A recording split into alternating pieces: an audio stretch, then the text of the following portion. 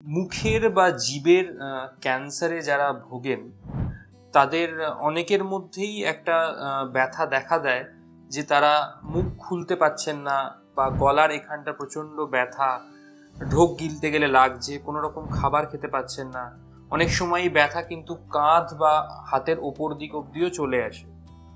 এই ব্যথার উৎস কিন্তু আমাদের সিম্প্যাথেটিক চেনের স্টিমুলেশনের জন্য।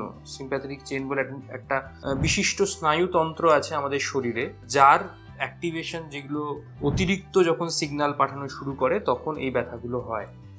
তো এই দিকের মুখের কাছের এই সিম্প্যাথেটিক চেনের একটা বিশিষ্ট গ্ল্যান্ডের নাম হচ্ছে স্টেলেট গ্যাংলিয়ন।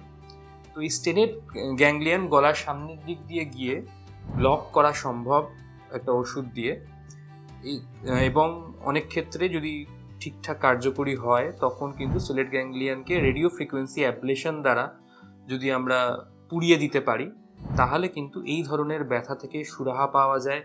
অনেক রোগী যারা খেতে পারছিলেন না এবং অত্যন্ত কষ্টে ছিলেন, তাদের কিন্তু এই ব্যথা থেকে নিরাময় হওয়ার পরে তাদের জীবন ধারণ অনেকটা সহজ হয়ে ওঠে।